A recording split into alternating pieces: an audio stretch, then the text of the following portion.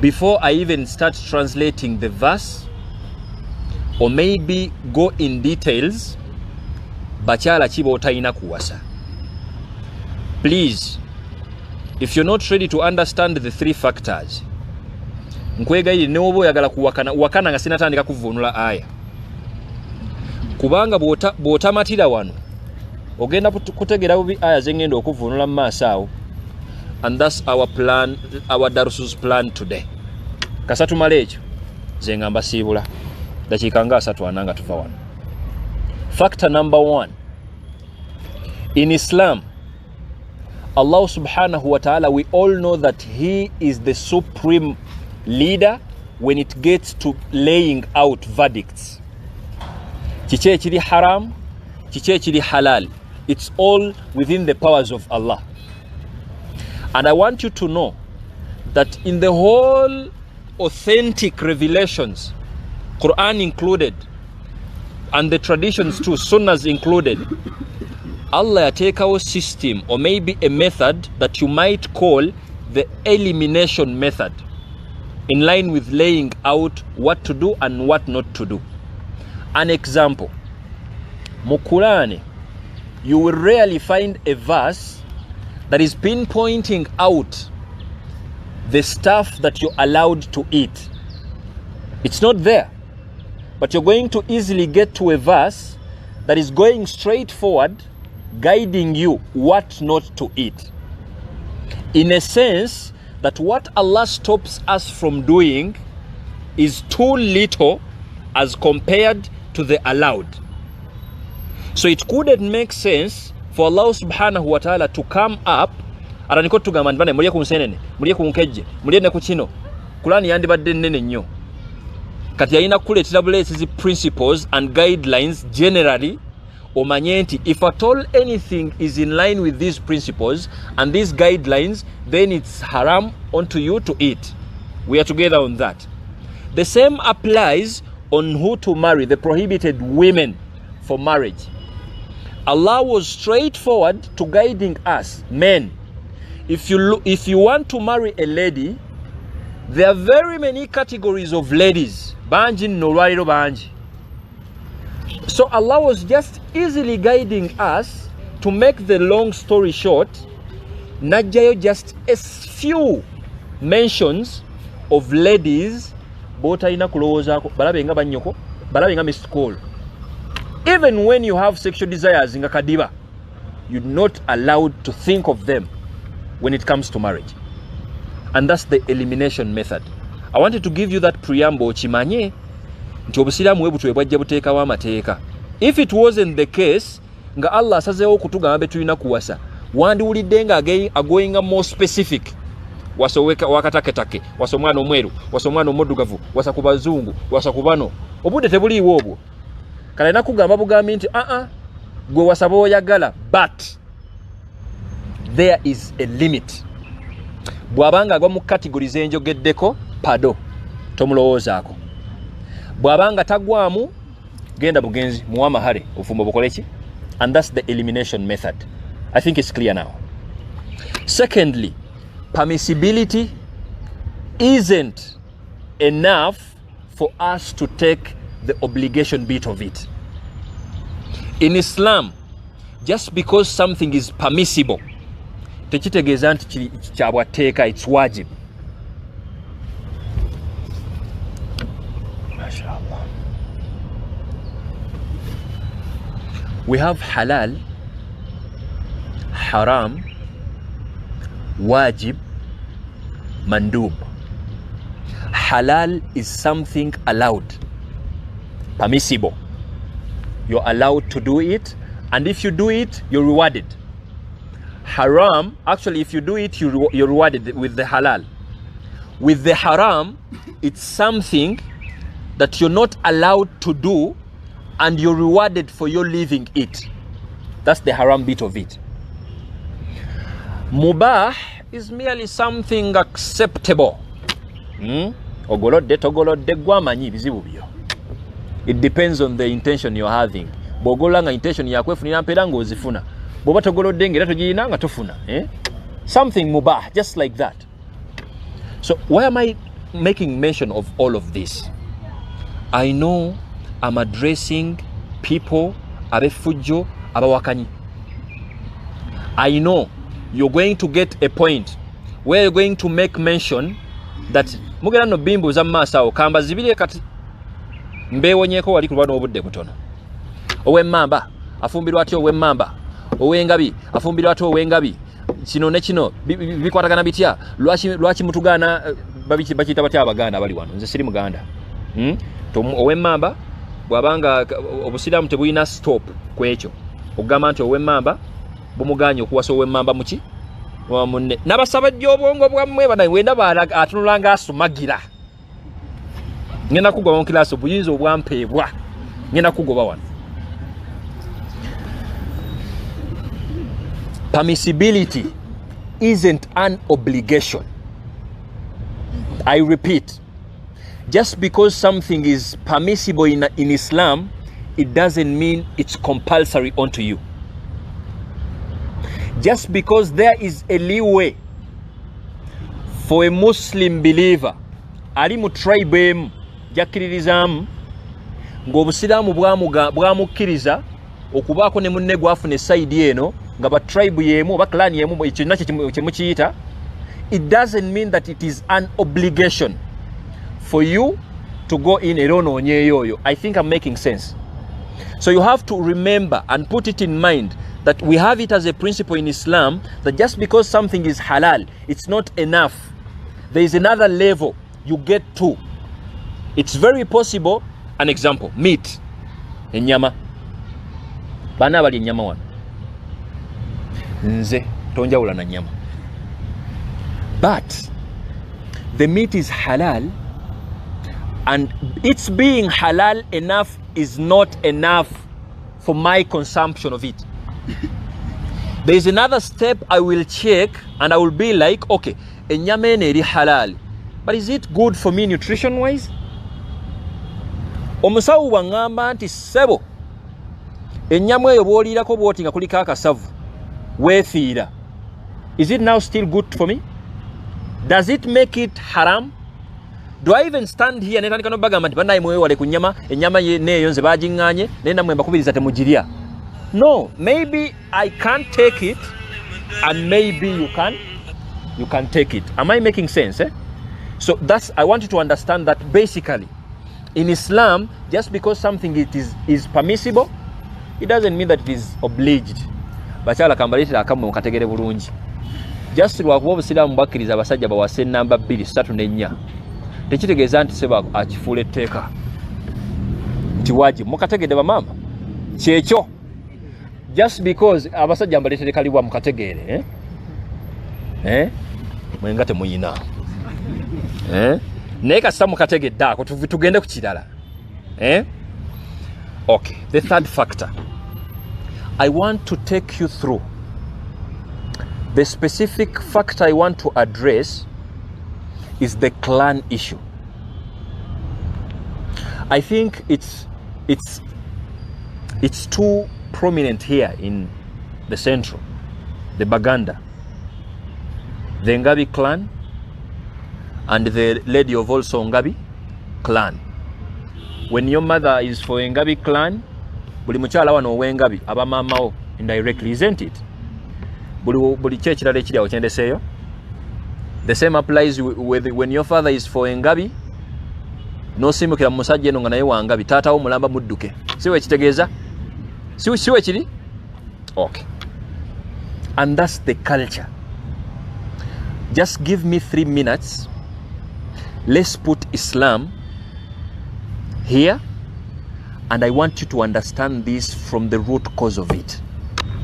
Before Islam, we are in a country where Islam hasn't spent here for it's not even 200 years ever since Islam is here, isn't it? That means our 4 grandfathers,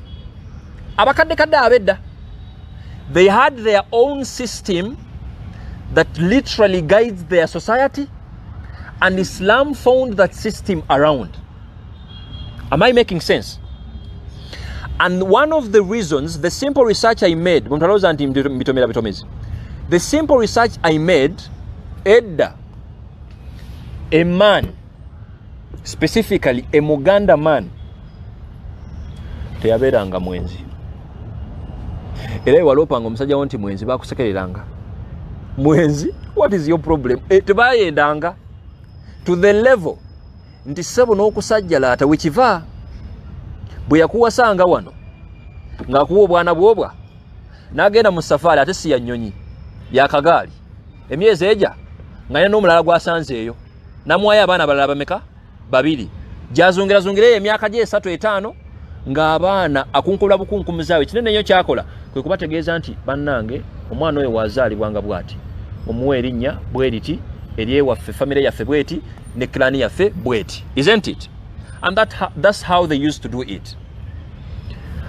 The one reason as to why they used to do that, it was the simplest way to trace their progeny and lineage. That's what you're missing. Nti baakikolanga okusobola okwanguyiriza bw'obeera eno mu Kampala ng'odigida tomanyi toyina munno ekyamuliibwa eyo just wakwate limu nasisinkana naye bw'omusanga nga yena mbooze osikamu emabega musajja gwe nomanyi toyinza osimbukira mu sisita wo nga tomanyi oba oliawo taatawo yayitirayo eyo emyaka 2 ne gayitawo nga yabakyawakyawadde eyo yabotalaka n'obutalaka tewamanya n'osimbukira mukaana eyo. Is it possible or not?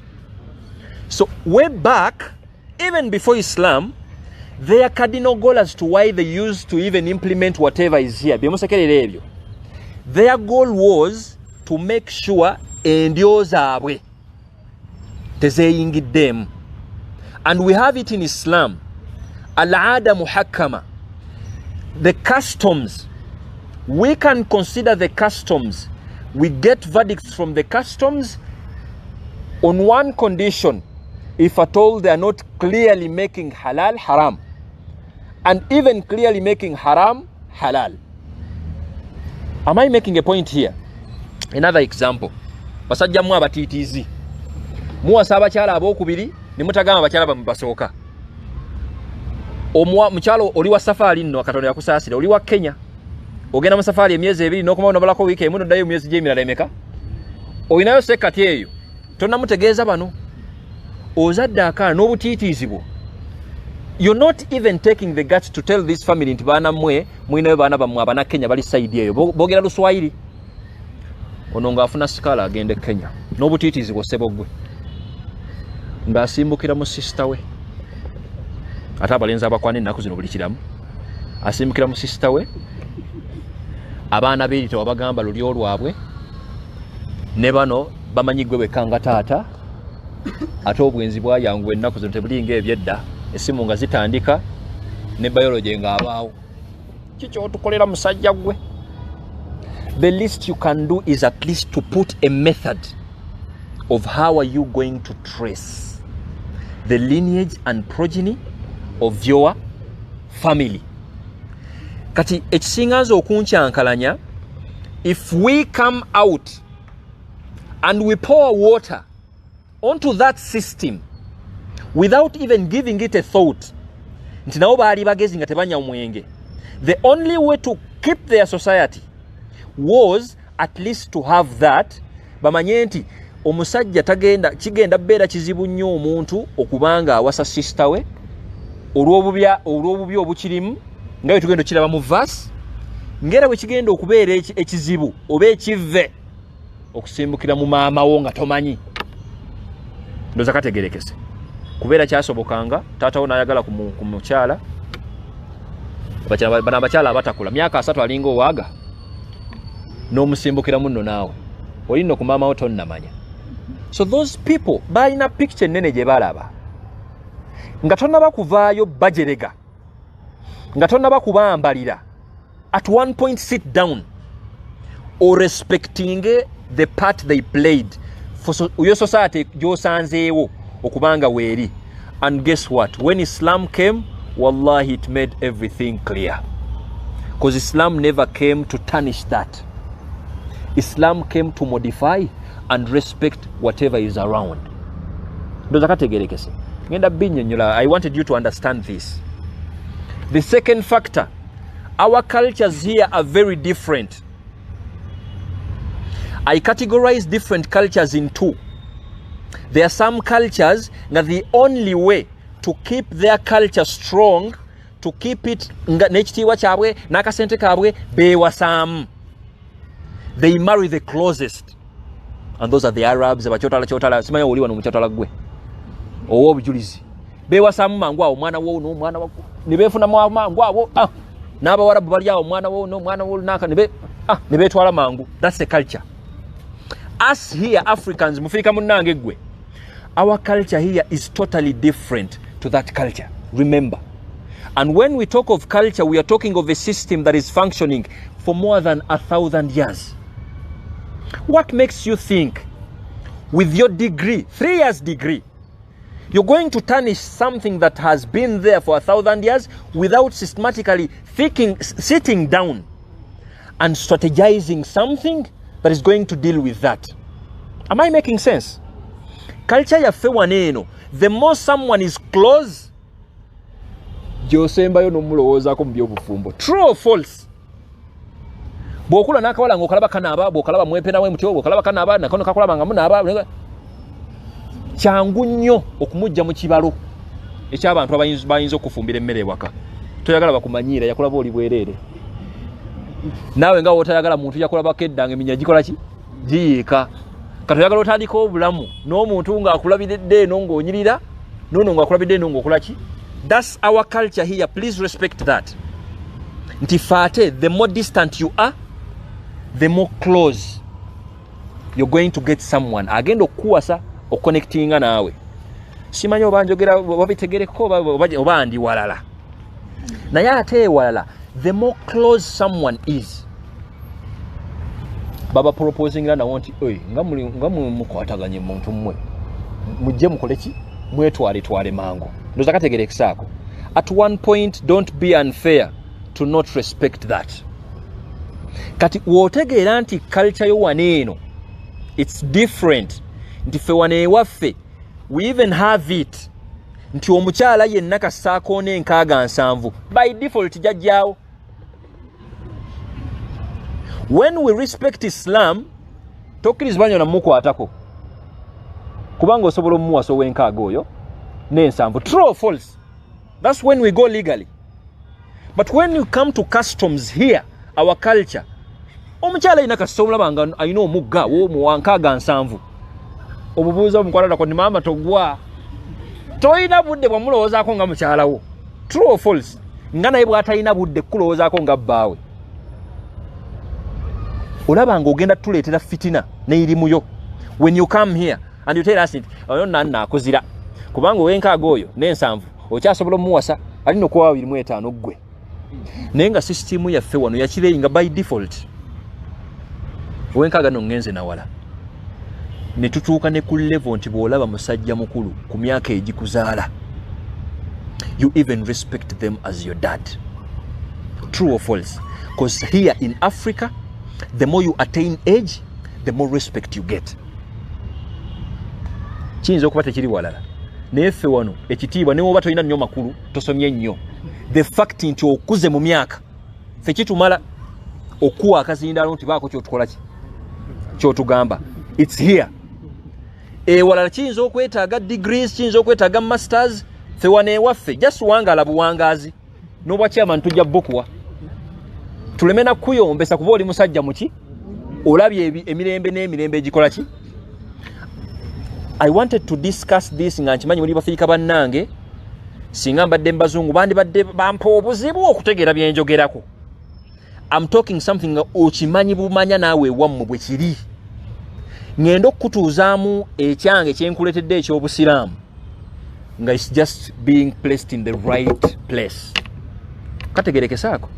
So if you respect that culture background, oba ogenda kwanguyirizibwa nnyo okwanguwa okugamba nti obusiraamu butugaidinze who to marry and who butugaana okukola ki. One simple example. Muganda wa taatawo bwazaala abaana abawala gwobayita otya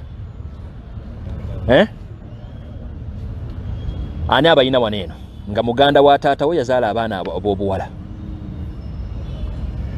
kale nga zaala n'abaana abalenzi muganda wa taata we nga alina n'abaana abalenzi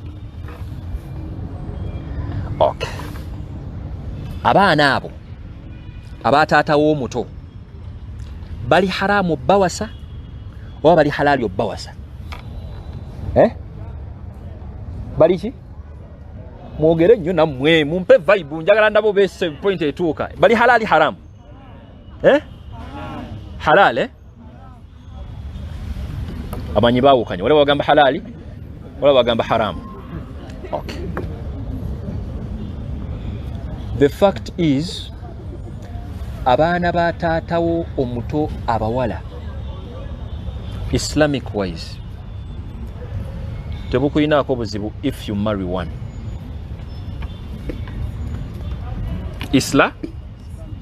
but the same Islam guided you to respect the values and principles within your society, and that's what we call al-urf, the customs. Sebo bw'otategeera nnyo sharia eno ng'olina n'emyaka 3 n'osiimukira mu baana ba taata w'omuto n'otandika obba ku bamanda nokanga ng'olina engeri gy'onyiriddemu bagenda kukugoba mu kika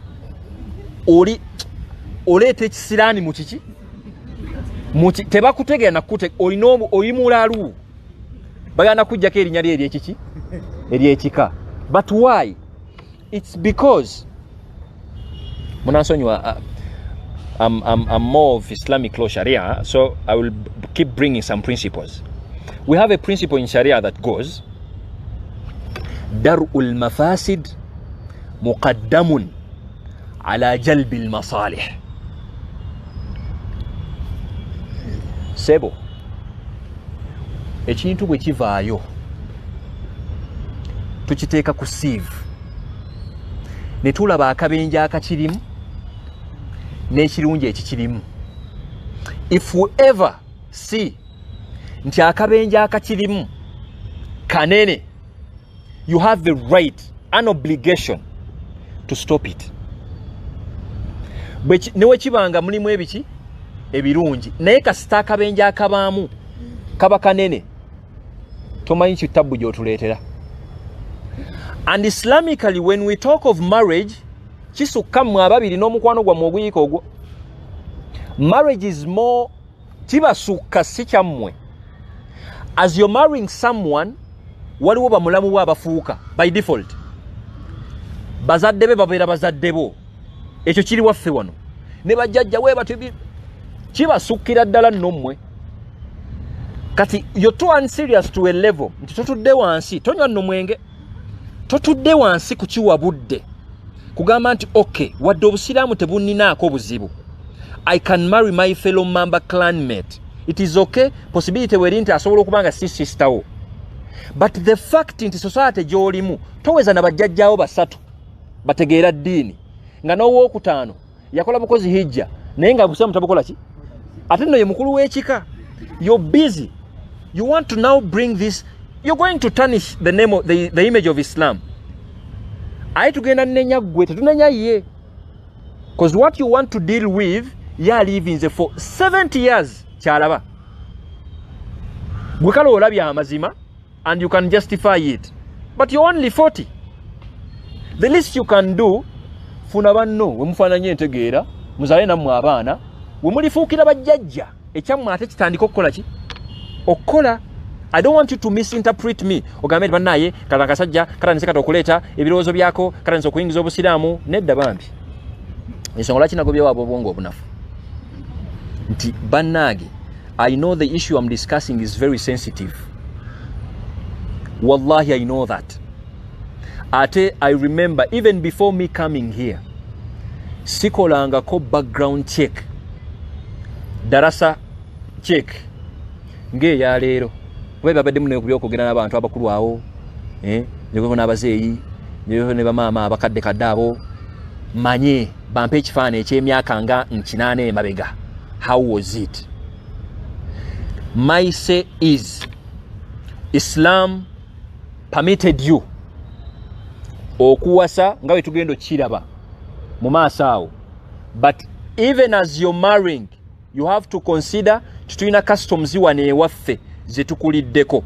It doesn't mean that if you don't marry a lady of your same clan nti kati obviously okifudde haramu gy'oli. No, that's not the case. Lwaki towasa mwala mweru ng'oyagala muddugavu? You have a preference, isn't it? Katutandika okuwalampya nti bannaye Allah atukiriza okuwasa abawala abawanvu naye lwaki onoonya bampi? Kiba kitegeeza nti abawanvu obafudde haramu gy'oli? No. Naye waliwo step endala ey'okutegeera gy'oteekeddwa okubeerako n'omanya nti okay, obusiraamu bunzikiriza, but there is another level. Naye waba bumaze okunzikiriza ngenda kulekawo ki after me doing this. I think I'm making it clear. Njagadde okuwa ka background aka culture manye nti kati ndi nafirika bannange at least case mugitegedde. We have it nti customs zaffe waneeno ziri weziri era zistandinga. It was justified. It will take time for people okubanga bachi welcominga, also learn that and appreciate that, and you also get to know we have no need for that yet. Example, bilamthila tatadhu al-umur.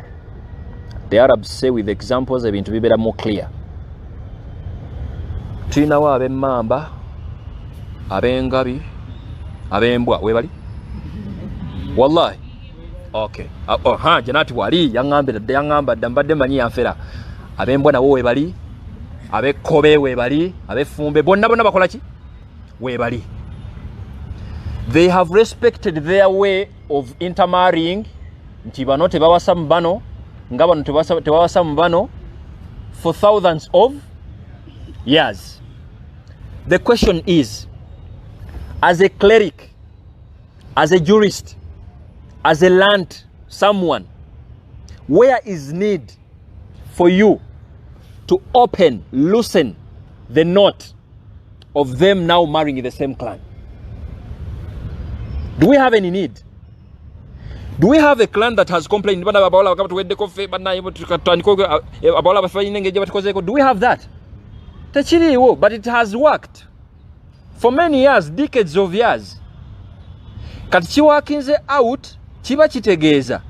If we get to a point, netugwa mu lutalo waneeno, niwabeerawo abamemba bokange basigaddewo. Nze nno ndi mugisundi bweri, wemba ntagadde wano nga muntu yako. Abemamba ne basigalawo bokka mu central wano wonna abemamba bokange be baliwo. Awo tuba tugenda kakibwa nti ssebo. Siraamu bwatu taddaffe. Jangu nkuwa mahali nze tutandika amaki. Tutandika amaka. Am I making sense now? Naye tekimala bumazi kuva eri mu maaso nti olw'okuba otegedde nti kati you can marry the same clanmate kati osimbukire mu mwana w'abendi weerabidde bataata bo abaakukuza weerabidde bajjajja bo abaakukuza toyina mpisa musiraamu gwe ate ng'obusiraamu bututendeka okubanga at least the least you can do is to respect abantu b'osanzeewo. It's a discipline in Islam. Kati otuba nti tunatuwa ku bwetaavu ng'obwo, we don't see any need of loosening that. Nga we mbanyonyodde with the factors nti ne culture yaffe nga we mugimanyi. Mwatuka no kisusa n'okukisusa nti kati omwana gw'okuze naye muvudde ne mu primary bebamu, secondary musomye mu university muyiriba we mutyo n'omutikkira. Kawala gwe tuyiribye oli mwannyinaze kati wallahi nkutikkidde. Naye nga sebabazaala mwenna. Weekiri oba tekiriiwo. That's how broad Africans go when it comes to respecting their relationships. We even have it here. Nti emyaka emikadde basajja abakulu basinkananga. Not blood brothers. Ne batta omukago bagwa mwanyi. Oba mwanyi oba okusala omusaayi. N'asala wano. Abasawo munatubula musiwa kye oguli wano gwa musaayi mungi. N'asala wano ne mukulu munne n'asala wano. Kati mbone bakola we bati. Nga manje kitegeeza basso omukago. Tufuuse ba Luganda, abaana baffe ba Luganda, bwenfa abaana bange bakukwatako, bwofa abaana bo bankwatako. That is very many years back.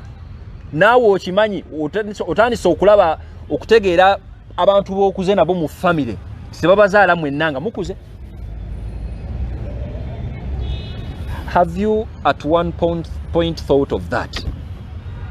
Nomanya nti kati obusiraamu bo bwabitegeera ne bujja with the moderate position ne bukkiriza kuba waliwo cultures nga bwe mbanyumiza nti but the more close nga bakukwana mangu awo bewasaamu awo abakyotala awo bali abaswahili bali awo n'abawarabu bewasawasaamu awo, but always remember that medically, that's why Umar even guided us, medically the more close someone is in line with blood ties to you, n'owasa omuntu ng'oyo twewuunya abaana bamwe nga bayitiridde.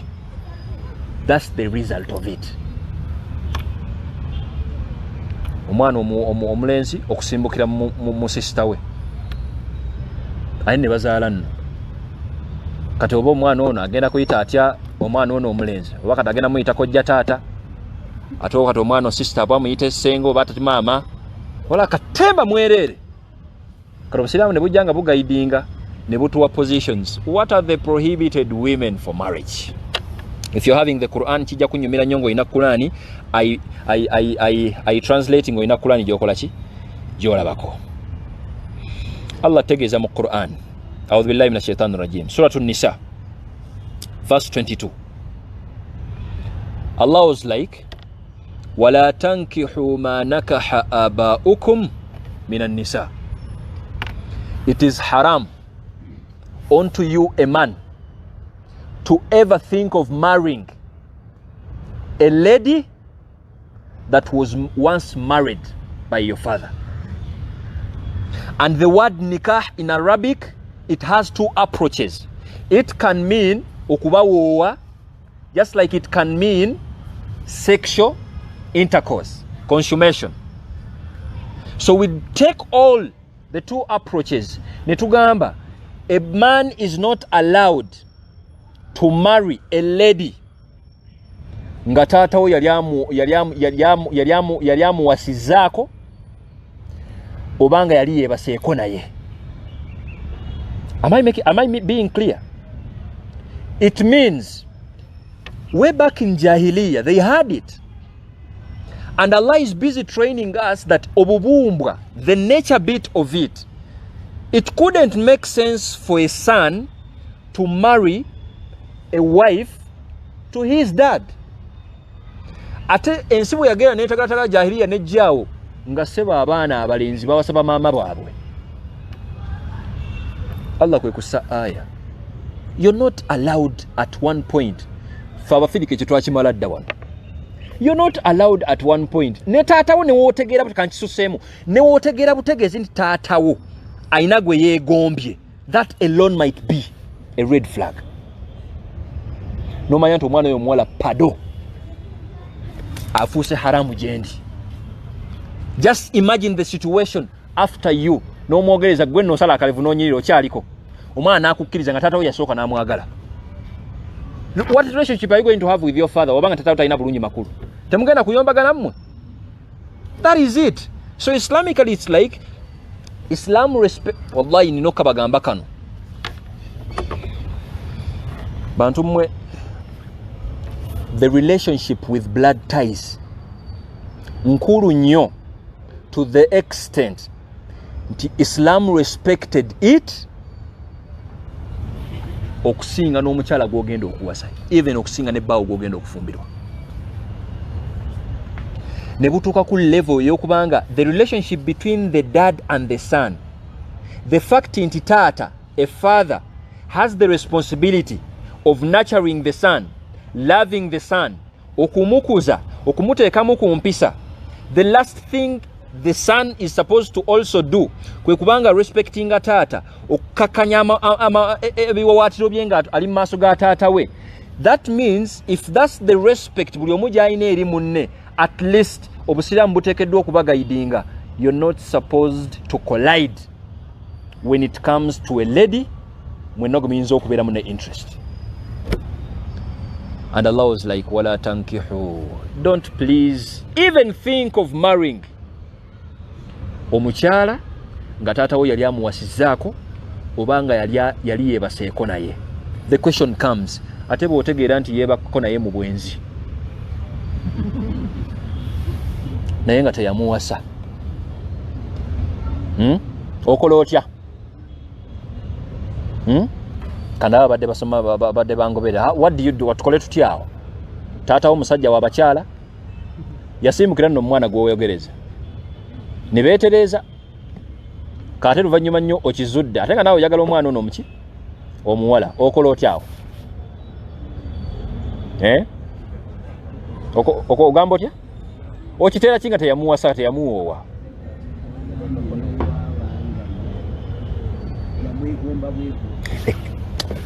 Sabarajabu Allah kuwa bakyala mujjana. Discipline gyenjagadde mu welcoming nti obusiraamu, the bigger picture in laying down this was temuteekeddwa kolaidinga nansibuko yo taatawo ku mukyala gwe mwagala okuwasa mwembiriri. Tinewa bataatawo n'ategeera butegeezi nti olina engeri gye weemwolamu n'omuwola gundi, by default ne waba akyanyirira asikamu emabega. That's a no pass zone. Ndoza kategerekese. And that's what we get from the verse.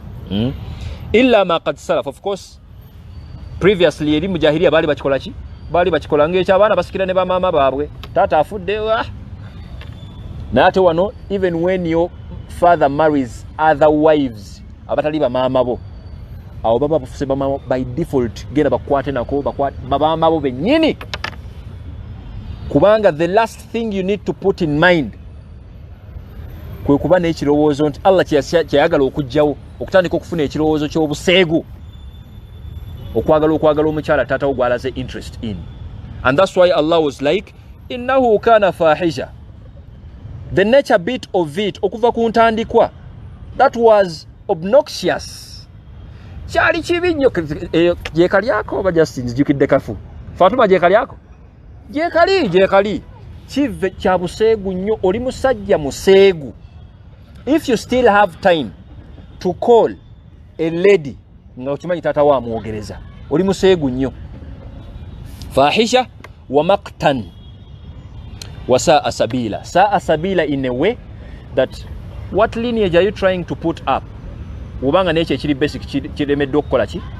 Okutegeerekeka. Allah n'atandika okutumenyera betutayina kuwasa. Now,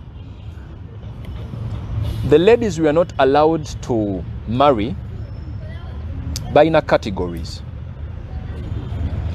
There are this prohibited category, eli permanent.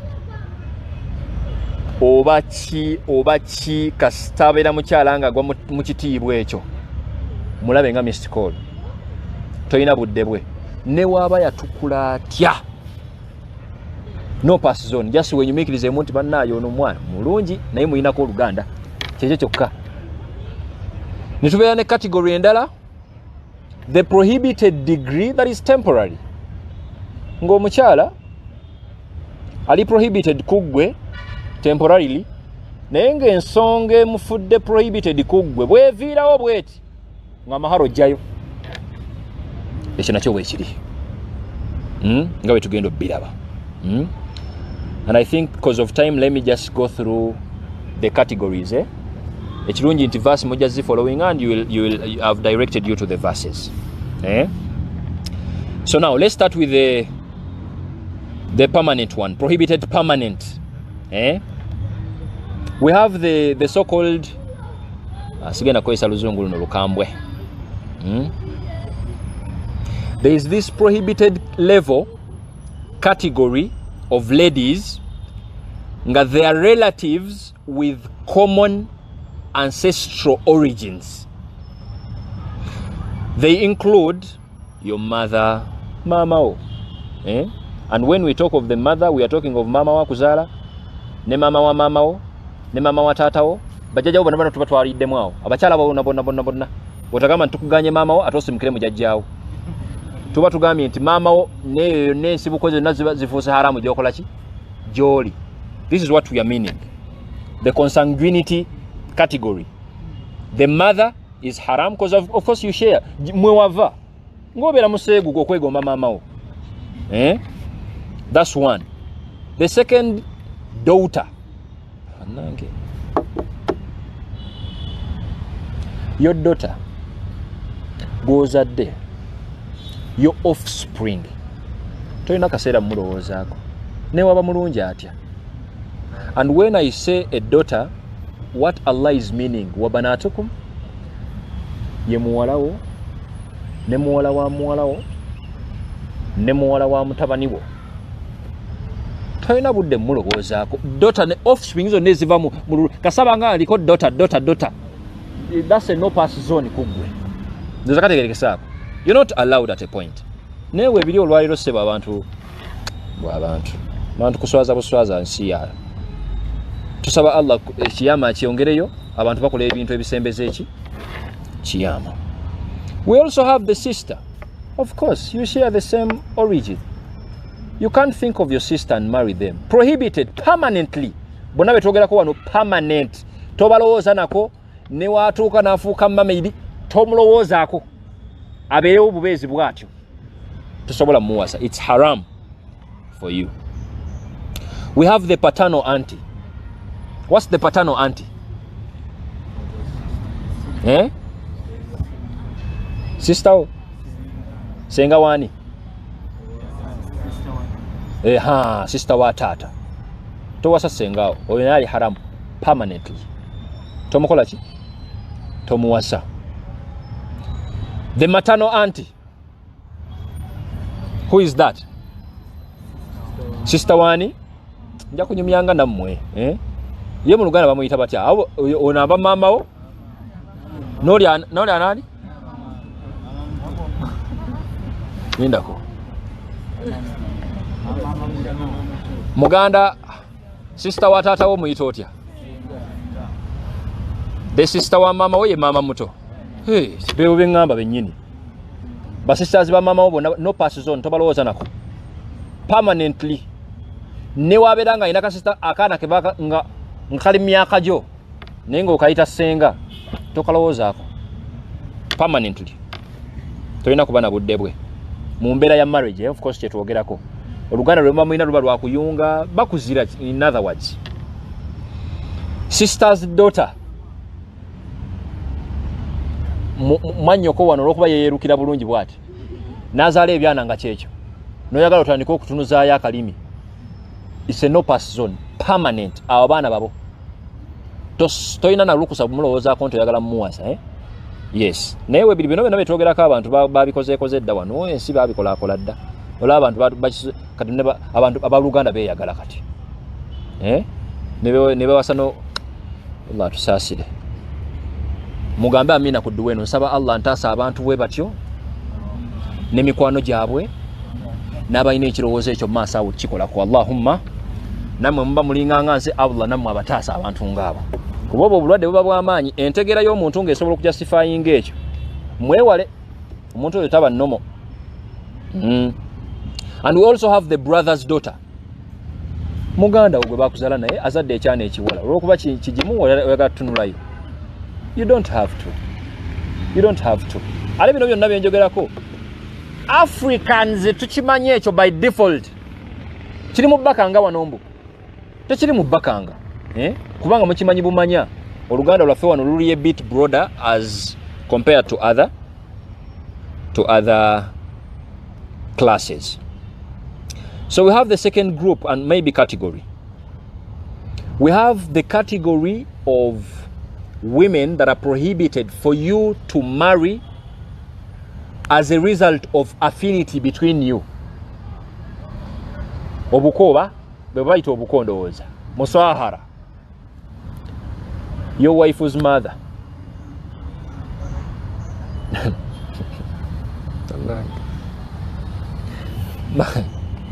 Bamuyita Nazar. Ani yali awulidde ku kiboozi nga Nazar ne muwala bakayanira omusajja?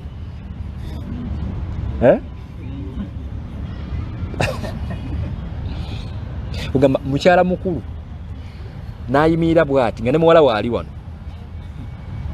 Omuwala n'agamba maama yanzibira omusajja. Ne maama naye n'agamba omuwala wange yanzibira omuki? Naam.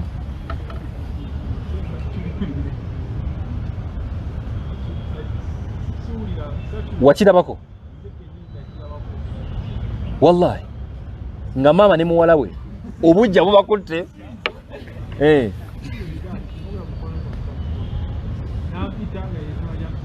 Okubatereza. Wallahi wakola otya shaka tuweko mu magezi kubanga eyo irimu y'amaanyi eyo. Gwe sisoba na kirowoozaako kati muyisenzo olwo. Seka I have a problem nga bw'okaaba nno. My mother is taking my money. Nga ne maama naye bw'akaaba muwala wange anfukidde tabbu. Tugamba naye what is happening? That is a no cross zone. Ekyo busiramu bwakimala dda. You don't even think of that. Your wife's mother is your mother. And I think that's why locally Bagandas ndoza we muvane mugamba n'okugamba nti obuko bukwata abantu. Wekivaawo? That's why Nazaala waba asinkanye omwana omulenzi eyawasaani eyawasa muwala we amudduka nga laddu amuviira buviizi. Of course that's ndoza webato webachi planning baby seera ebyo nefe mbusira oyo mama wawedde emirimu mama wo no pass tolina na budde bumulowozako gwekasaaku omwana omuwala bwati mama wo kiwedde mama wo mulowoozeeko nga mama wo kiwedde mama akwene ku magezi nga mama wo akuzaala kubanga akuwadde omwana omuki wife's mother. That means the mother-in-law. That's the legal prohibition. And that happens after contracting marriage with her daughter. Yeah? Of course, omwana ono abeera this lady now Nazaala wabeera haramu ng'omaze okuwasa omwana ono omuki. No, I want you to let's have a think tank here. Okay. Oli musajja weegombye omukyala. Mukyala yeekuliridde n'omwogereza nemweyogerezaawo nemweyogereza ebyammwe byo nemweyogereza emyezi gyammwe ng'ebiri ne bitawakinga ki out. Oba ozunga gy'ozungira eyo n'ogyogwa ku mwana omuwala that happens to be a daughter of your ex. Ne mutandika nno story yammwe. Kati bw'obeera mufuti okola otya? Bakole batya abo? Kuba tugambye nti afuuka haramu nga empete eri kuki? Naye tolina gwe wasizzaako ng'oli wa kigambo kyo oyogereza maama n'omuwala. What do we do?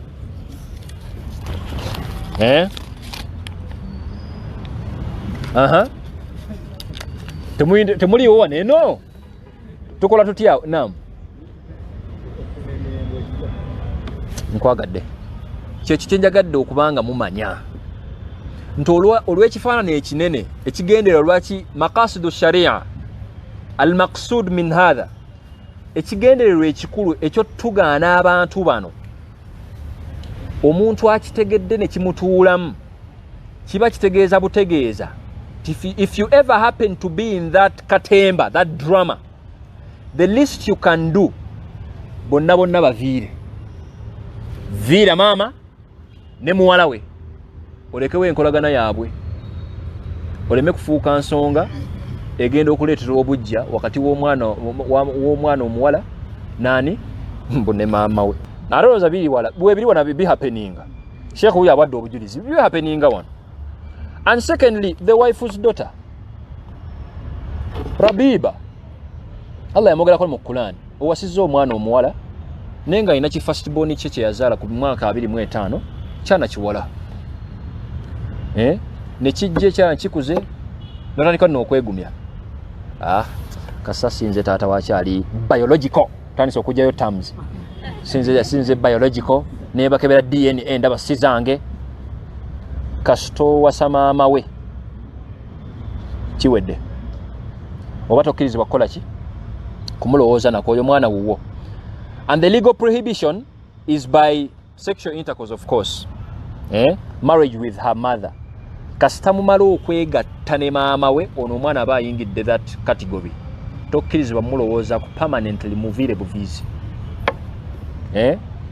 But of course I want us to get to a level of analyzing stuff mumanye nti the legal prohibition is ng'omaze kwegatta na maama we, but it doesn't make sense to you omuntu atanywa mwenge emyaka 3 gy'oyina okwogereza omwana omuwala ow'omukyala gw'oyinamu interest ne woba towasizza maama we nga teweebase naye naye nga babakoze bukozi nikah, ekyo kimala bumazi ifo kugaana islamically legally nti ssebo newankubadde tonnaba kwegatta na mukyalo ono omwana we off bounds togendayo. Why?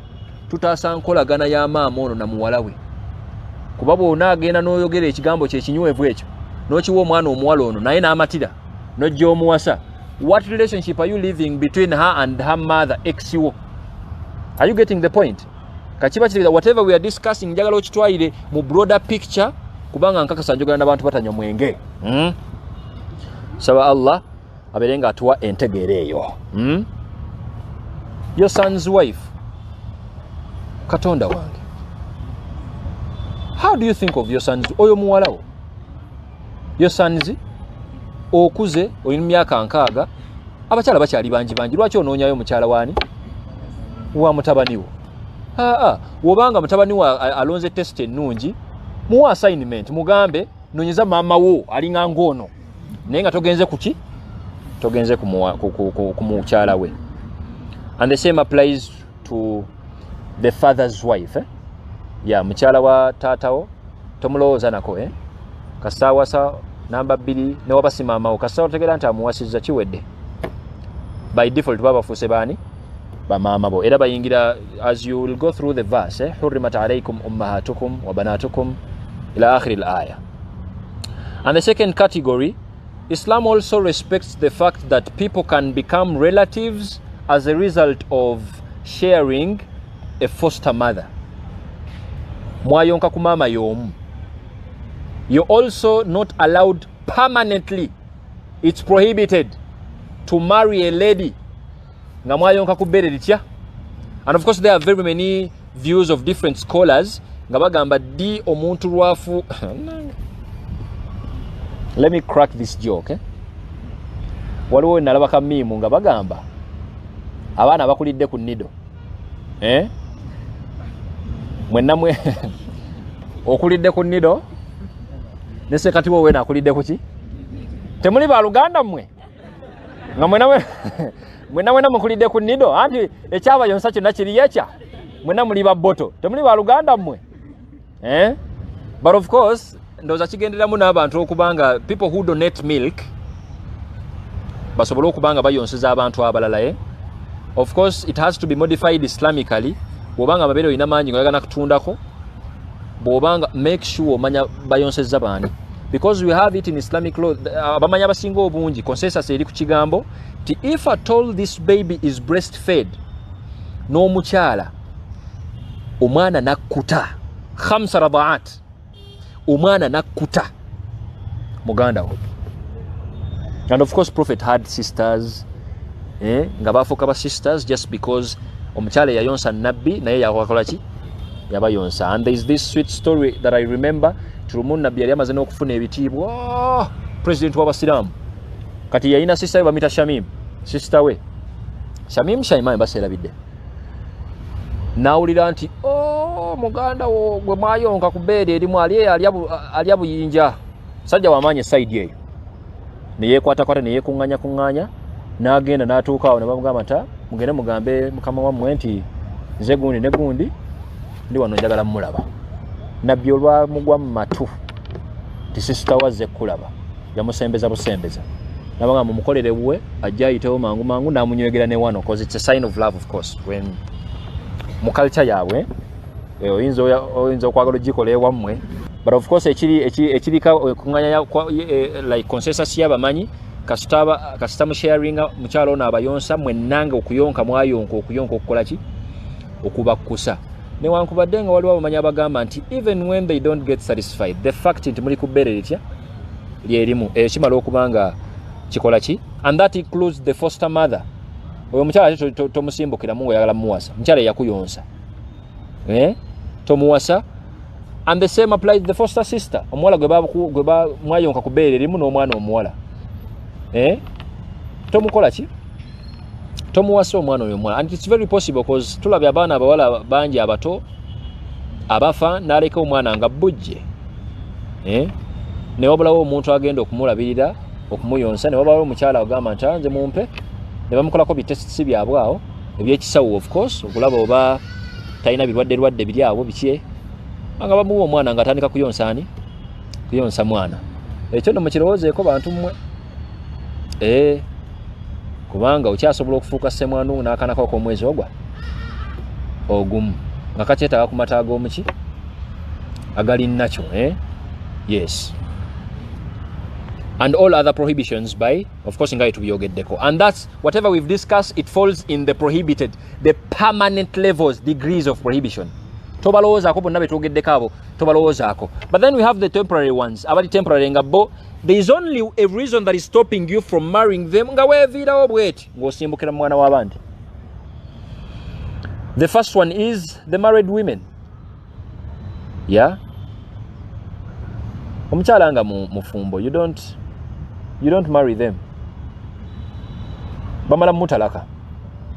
Then nomulowoozaako. Era omubuuza nti how are you? I'm fine. Are you married? I'm married. Mulabe nga sister wo. Tambula obutambuzi. Tosaayo kikyo. That's the discipline. Ne waba okimanyi baawe mwavu, baawe talina bulungi ssente, it's okay. Mulabe nga miss call, yitawo buyisi. Era bannaye temwewayiriza nti muli bafumbo. Olaba guidance gyempa. Obusiramu bugamba nti kukasagamba nti mufumbo. Miss call, mulabe muyitewo buyisi. Actually woba omugoba kimugambe nga munnaddiini. Mugambe ndi akuviire mangu. Kuba tajja kudda. Naye oba okakasa nti okyayagala akomewo, mugambe ng'olekamu. Osobola omugamba nti amaredi nga bw'oseka. Amanye nti omwegobyeko just for today, but the following day you might need him back. Yeah, for the married women, tobalowoozaako temporarily. Kasaba bamutalaka nga ogenda owasa. Wabanga kyali mufumbo, pado. Tomulowoozaako. The same applies with a woman in a waiting period. You don't marry them. You have to wait for the waiting period. Waiting period is the idda. Bweggwako ng'omulowoozaako okumuwasa. Bw'aba kyali mu idda tomuwasa omuleka. Yeah? And of course there is chapter 4 verse 24. Okuyita mu bwangu kuba obudde ndaba budduka. The second category, joining two sisters in marriage in one wedlock. Nedda bambi. You don't marry two sisters mu bufumbo bwebumu nga bonna bakyali balamu. Namba emu nga sister wa namba 2. Anoba wasiima nnyo. You don't. Namba emu alina kumala kusooka kufa bw'oyagala ng'osimbukira mu sister we. Kiraba. But there is also what if you give talaka to nambemu, the wife now? Abadde temukwataganye n'omuwa talaka. Naye nga ino kisissa waawe ekito. Ogenda n'okiwasa? Lwaki tokiwasa? Wallahi muntegedde. Era najja bana aba media batategeera Sheikh Ibrahim we batategeera bana aba media si balinaako buzibu nze kasaba no bakola ki togenda yo naawe swalako ogobye omwana wa bendi omuzizaayo. Yes, tugambe you don't join the system. And you know why? The reason is ensonga lwaki you don't join two sisters in one wedlock. It's because of the relationship they have as sisters. Bakyetaaga nnyo basisters beebeererawo balina okunyumya balina okwogera beegeye bakola olugwambo lwabwe as sisters. Laba ogenda bakyankalanya ng'omusajja. So even when kaso omuntu awatalaka noonyaako families endala awo baleke bakugeye bakuvume nga tosimbukidde mwani ndoza kategerekesaapo joining two sisters in one marriage. You don't do that. It is also omwana alina kusooka kwefiira bw'amala okufa ng'osimbukira mwani muwokubiri. Thirdly, joining a girl with her paternal auntie. Omwana nesengaawe. You don't. Yeah, towasa mwana muwala at the same time number 2 nowasa sengaawe. Kiki oyagala okutukola? just like eranga personally I encourage towasa mwana muwala ne bigana ino simukira mwani musengawe onotolaka muwala we ayino simukira musengawe. What do you want to prove? Tokwana nnyo nonya ke wala nawo bala banji nonya ka wala bano balekera abalala wesigazeemu ko kunsa and then lastly salamu rahmatullah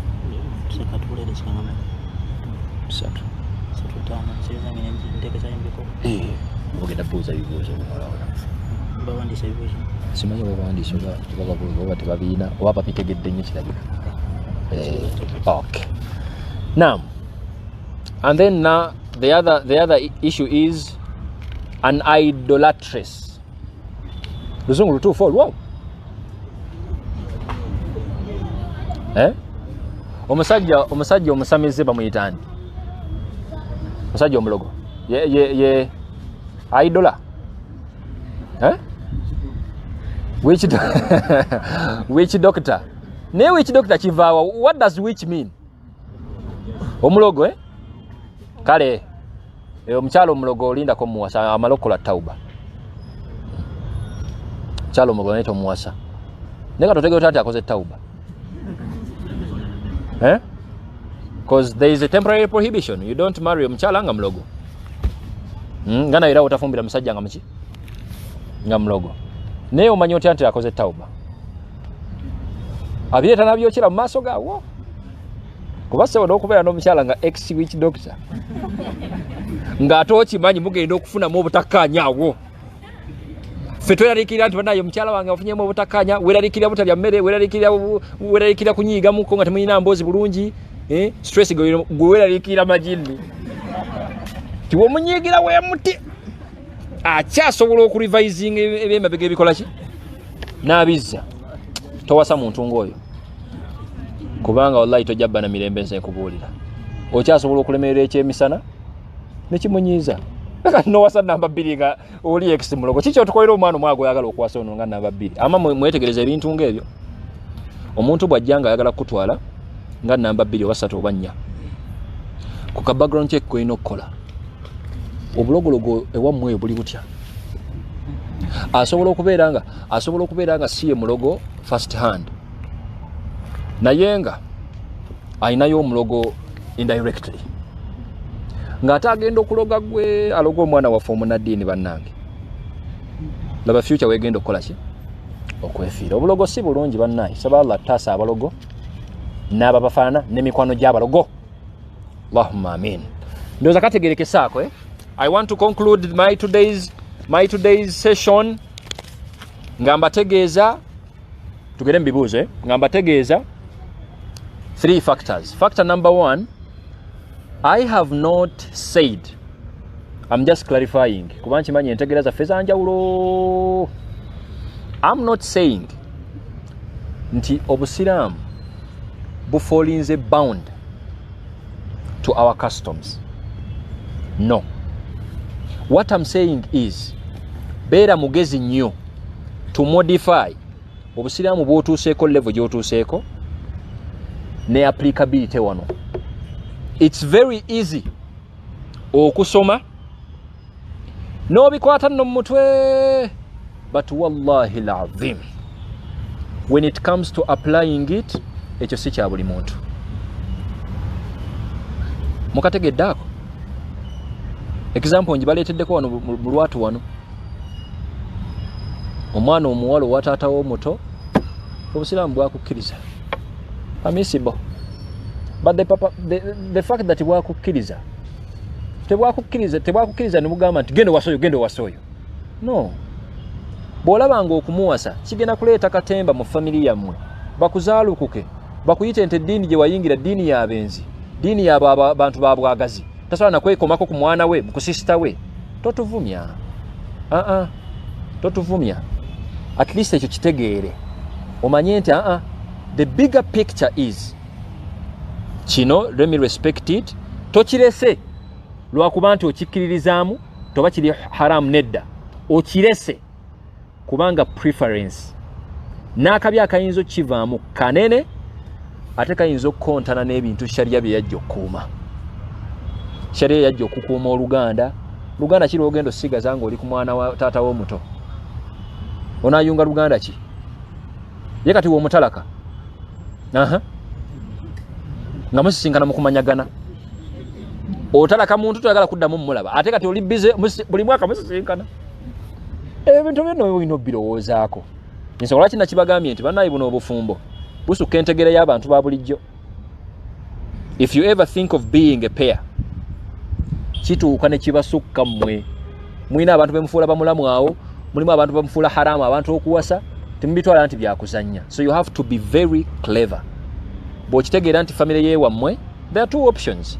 Bw'otegeera nti family yeewammwe ekyo mwakikkaanyaako ne gyogenda okuwasa tebalina kitabu mwenna mamba mwewase no problem. After no families zikkaanyizza what's the problem with that? Naye bw'otegeera nti igwe yakabitegeera wekka taata we nnyina okyadaaga nayo mumatiza ne jajjaawo ate nga mulamu wampaka nno okyadaaga nayo mumatiza nedda bambi toba wafujja ate naawe noonyayoko kubala obusiraamu bwakuta wa uhilla lakum ma waraa dhalik. You have a variety to choose from. Okujjako nga buseegu era lwaki onoonyayo muntu ayika enkaayana oyagala gula taka ngugula ttaka lya nkaayana abawana abawala gye bali kabira zendala gye ziri gendo waseeko e Rwanda gendo waseeko e Bugisu gendo waseeko e Bunyankole gendo waseeko ebiki olaba nga waliwo ettagali. One simple example muli waneeno muli Banyankole obaze mu Kampala wane emyaka gya 3 togenda nko wammwe mu kyalo tomanyi na baganda bw'ogenda mu kyalo omanyi taatawo ne maamawo oli wano ku kampasi wano tomanyi na kumanya oba muganda omuli waneeno naye tonnamutegeera. Bw'otegeera nti that's your reality buli ajjanga mu Nyankole tekikutuma gwe kola kalisaaki nomanyi sitagalira mwana wa Senga sitagalira mwana wa Jindi kubanga oli mu Kampala mwagano ogenda ku mukyalo okutegeereka ewammwe tebakumanyi namwe temumbamanyi.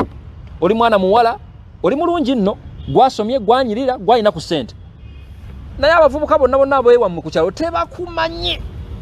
Kati oli mu mmotoka omwana ajja n'anyirira wano mu Kampala wane muganda wono tonnamanyi najja wano n'anyirira n'akwogereza kyokka muyiriba n'omukwano temwina gwe mugambako mugenda okutandika okubyanjula eno mu bakulu wallahi nga mwabakola dde ekintu ate bono nti obuli wano olwaliro ng'olina nno n'olubuto kati ogenda okulaba ate simanya omwana ate omwana omuyita taata ate omwana omuyita otya katema mwerere kati ebyo byonna bwe weetegeera nti bannayinze sikulidde mu byalo nina okutegeerekeka you respect that. Saba Allah abeerenga ndoza muntegedde bulungi bannayo halaka ya leero yes bwe mutanyambalira nti mpalampi obuwangwa bwammwe mubalekedde mbitiibwa sina kye mbwagaza naye nze just mpadde guidance with respect.